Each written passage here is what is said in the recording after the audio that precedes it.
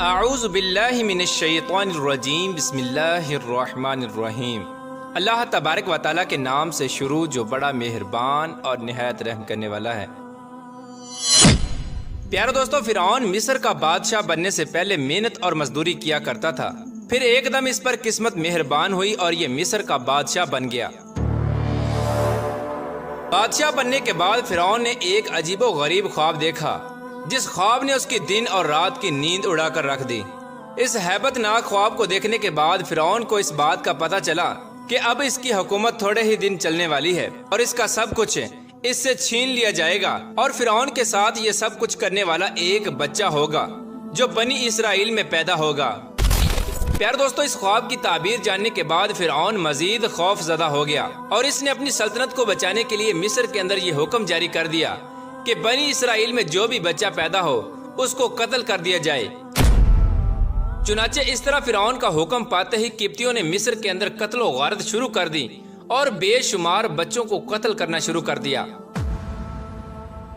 پیار دوستو، آج کی اس منفرد ویڈیو میں ہم آپ کو بتائیں گے کہ فرعون نے مصر کے اندر کتنے بچوں کو قتل کیا اور کس طرح اللہ تبارک و تعالیٰ نے اپنی شان کی جلوہ گری دکھائی اور حضرت موسیٰ علیہ السلام اور حضرت ہارون علیہ السلام کو اسی قتل و غارت سے کیسے بچایا، اور حضرت ہارون علیہ السلام اور حضرت موسیٰ علیہ السلام کی ولادت کس طرح ہوئی اور کیسے یہ دونوں اللہ تبارک و تعالیٰ کی نبوت کے منصب پر فائز ہوئے۔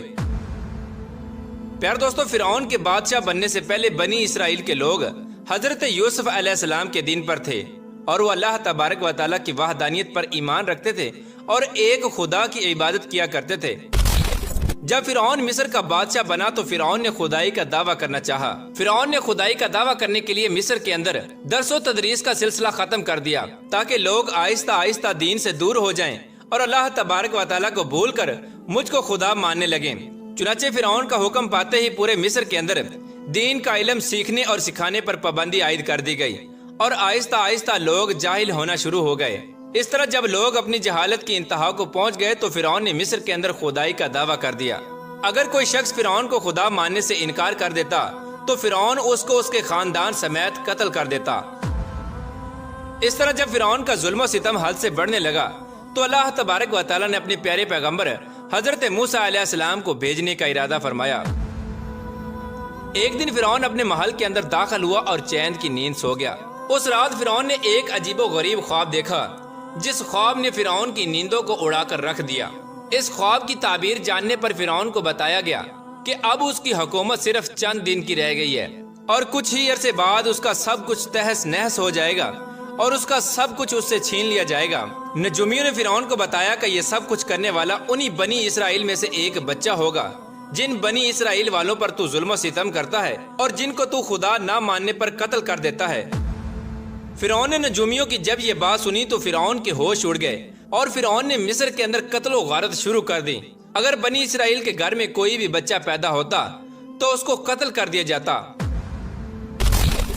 اس طرح فرعون نے اپنی حکومت کے چھن جانے کے خوف سے بنی اسرائیل کے 90,000 معصوم بچوں کا قتل کر دیا۔ اس طرح آہستہ آہستہ بنی اسرائیل کے اندر نوجوان نسل ختم ہونا شروع ہو گئی اور بنی اسرائیل کے اندر صرف بوڑھے لوگ باقی رہ گئے۔ اسی دوران قدرت الہی سے ایسا ہوا کہ ان بوڑھوں کے درمیان بھی ایک مرض پھیل گیا جس کی وجہ سے وہ بوڑھے بھی مرنا شروع ہو گئے۔ یہ عجیب و غریب معاملہ دیکھ کر قبطیوں کے رئیس لوگ پریشان ہو گئے اور یہ عجیب و غریب معاملہ دیکھ کر قبطیوں کے رئیس لوگوں نے فرعون سے کہا کہ بنی اسرائیل میں پیدا ہونے والے ہر بچے کو آپ کے حکم سے قتل کر دیا جاتا ہے اور باقی بوڑھے لوگ اپنی موت خود ہی مر رہے ہیں۔ اگر یہی قتل و غارت کا سلسلہ چلتا رہا تو بنی اسرائیل والے ختم ہو جائیں گے اور ہماری خدمت کے لیے کوئی بھی باقی نہ رہے گا اور کوئی بھی ایسا شخص نہ ہوگا جو ہمارا محنت اور مشقت والا کام کرے اور ہماری خدمتیں سر انجام دے۔ اس طرح فرعون نے اپنے حواریوں کی بات سن کر ہوش کے ناخن لیے اور سوچنے پر مجبور ہو گیا کہ اگر بنی اسرائیل میں پیدا ہونے والے تمام بچوں کو اسی طرح قتل کیا جاتا رہا تو ان کے علاوہ محنت اور مشقت والا کام کون کرے گا اور ہماری خدمتیں کون سر انجام دے گا۔ اگر بنی اسرائیل کے نوجوان نہ بچے تو یہ تمام کے تمام کام ہم کو خود ہی کرنے پڑیں گے۔ اس طرح تمام قبطی رئیسوں اور فرعون کی مشاورت کے بعد یہ بات طے پائی کہ 1 سال بنی اسرائیل کے بچوں کو قتل کیا جائے اور 1 سال میں پیدا ہونے والے بچوں کو چھوڑ دیا جائے تاکہ وہ ہماری خدمت پر معمور ہو سکیں۔ اور ہمارے بھاری بھرکم کام کر سکیں۔ اس طرح بنی اسرائیل کے اندر نوجوان بھی باقی رہیں گے جو ہماری خدمت کریں گے، اور ان کی تعداد اتنی زیادہ بھی نہ ہوگی جو ہمارا مقابلہ کر سکیں اور ہماری حکومت کو نقصان پہنچا سکیں۔ چنانچہ فرعون کی مشاورت کے بعد یہ قانون مصر کے اندر نافذ کر دیا گیا۔ 1 سال میں پیدا ہونے والے بچوں کو قتل کر دیا جاتا اور دوسرے سال میں پیدا ہونے والے بچوں کو چھوڑ دیا جاتا جو فرعون کی خدمت پر مأمور کر دیے جاتے۔ اسی دوران اللہ تبارک و تعالیٰ کی قدرت اور حکمت کا ظہور اس طرح ہوا کہ حضرت موسیٰ علیہ السلام کی والدہ کو ایک حمل اس وقت ہوا جب بچوں کو زندہ چھوڑنے کا سال تھا۔ اس مدت کے دوران حضرت ہارون علیہ السلام اس دنیا کے اندر تشریف لائے۔ اس طرح فرعونی قانون کی روح سے حضرت ہارون علیہ السلام کے لیے کوئی بھی خطرہ نہ تھا کہ ان کو قتل کیا جائے گا، اور اس طرح اللہ تبارک و تعالیٰ نے اپنی حکمت سے حضرت ہارون علیہ السلام کو اس قتل و غارت سے بچا لیا۔ چنانچہ جب حضرت موسیٰ علیہ السلام کی ولادت کا وقت قریب آیا تو یہ وہ سال تھا جس سال میں پیدا ہونے والے بچوں کو قتل کر دیا جاتا۔ چنانچہ جب حضرت موسیٰ علیہ السلام کی ولادت ہو گئی تو حضرت موسیٰ علیہ السلام کے گھر میں ایک دائیہ عورت آئی۔ یہ دائیہ وہ عورت تھی جس کو فرعون نے بنی اسرائیل کی عورتوں پر مقرر کر رکھا تھا تاکہ وہ چیک کرے کہ بنی اسرائیل میں جب بھی کوئی بچہ پیدا ہو تو اس کی فوراً اطلاع دی جائے اور اس کو قتل کر دیا جائے۔ اس وقت اللہ تبارک و تعالیٰ کی قدرت کا یہ جلوہ نظر آیا کہ جب حضرت موسیٰ علیہ السلام کی ولادت ہوئی تو آپ کی دونوں آنکھوں کے درمیان نور کی کرنیں چمک رہی تھیں۔ اس طرح حضرت موسیٰ علیہ السلام کے نور کو دیکھتے ہی اس دائیہ کے جسم کا ہر جوڑ کانپنے لگا اور اس کے جسم پر لرزہ طاری ہو گیا، اور قدرت الہی سے اس دائیہ کے دل میں حضرت موسیٰ علیہ السلام کے لیے محبت ڈال دی گئی۔ فرعون کی طرف سے معمور کی گئی اس دائی نے حضرت موسیٰ علیہ السلام کی والدہ سے کہا کہ اے عورت، میں تو اس بچے کو قتل کرنے کے لیے آئی تھی، لیکن اس کو دیکھتے ہی اب مجھے اس سے شدید محبت ہو چکی ہے، اسی لیے تو اپنے بچے کو فرعونیوں سے محفوظ کر لے۔ چنانچہ حضرت موسیٰ علیہ السلام کی والدہ کو یہ بات کہہ کر وہ دائی حضرت موسیٰ علیہ السلام کے گھر سے چلی گئی۔ اس کے بعد فرعون کے کچھ جاسوس حضرت موسیٰ علیہ السلام کے دروازے پر پہنچ گئے۔ چنانچہ حضرت موسیٰ علیہ السلام کی بہن نے جب فرعونی جاسوسوں کو آتے ہوئے دیکھا تو حضرت موسیٰ علیہ السلام کی بہن نے اپنی والدہ سے کہا کہ فرعونی جاسوس آ رہے ہیں۔ اس وقت حضرت موسیٰ علیہ السلام کی والدہ گھبرا گئیں اور ان کو کچھ سمجھ نہیں آ رہا تھا کہ وہ کیا کریں۔ چنانچہ حضرت موسیٰ علیہ السلام کی والدہ نے آپ کو چھپانے کے لیے ایک کپڑے کے اندر آپ کو لپیٹ کر جلتے ہوئے تندور میں ڈال دیا۔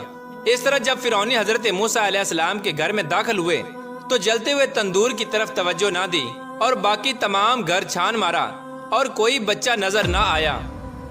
اور جب فرعونیوں نے حضرت موسیٰ علیہ السلام کی والدہ کے چہرے کی طرف دیکھا تو آپ کے چہرے پر کوئی ایسی تبدیلی نظر نہیں آ رہی تھی جو بچے کی پیدائش کے بعد عورت کے چہرے پر نمودار ہوتی ہے۔ جیسا کہ عموماً بچے کی پیدائش کے بعد عورت کا رنگ پیلا پڑ جاتا ہے۔ چنانچہ تمام گھر کی چھان بین کے بعد فرعونیوں نے حضرت موسیٰ علیہ السلام کی والدہ سے پوچھا کہ وہ دائیہ تمہارے گھر میں کیا کرنے آئی تھی؟ تو حضرت موسیٰ علیہ السلام کی والدہ نے کہا کہ وہ مجھے ملنے آئی تھی، اور اس بات کے اندر کوئی جھوٹ بھی نہ تھا کیونکہ وہ پہلے بھی حضرت موسیٰ علیہ السلام کی والدہ سے ملنے کے لیے آیا کرتے تھی۔ اس طرح جب وہ فرعونی باشندے حضرت موسیٰ علیہ السلام کے گھر سے چلے گئے تو اس وقت حضرت موسیٰ علیہ السلام کی والدہ کو ہوش آیا، اور حضرت موسیٰ علیہ السلام کی والدہ نے اپنی بیٹی سے پوچھا کہ بچہ کہاں ہے؟ یعنی حضرت موسیٰ علیہ السلام کی والدہ کو یہ بھی پتہ نہ تھا کہ حضرت موسیٰ علیہ السلام کو کہاں پر ڈالا ہے۔ اس وقت حضرت موسیٰ علیہ السلام کی بہن نے جواب دیا کہ مجھے کچھ نہیں پتا۔ اتنے میں تندور سے ایک بچے کی رونے کی آواز آ رہی تھی۔ چنانچہ یہ آواز سننے کے بعد حضرت موسیٰ علیہ السلام کی والدہ بھاگ کر تندور کی طرف گئیں، اور جلتے ہوئے تندور کے اندر کا منظر دیکھ کر آپ حیران رہ گئیں۔ آپ نے دیکھا کہ حضرت موسیٰ علیہ السلام پر آگ ٹھنڈی اور سلامتی والی ہو گئی ہے، اور آگ نے آپ کو کسی قسم کا کوئی نقصان نہیں پہنچایا، بلکہ آپ اس تندور کے اندر کھیل رہے تھے۔ اس کے بعد حضرت موسیٰ علیہ السلام کی والدہ نے آپ کو تندور سے باہر نکال لیا اور آپ بالکل صحیح سلامت تندرست تھے۔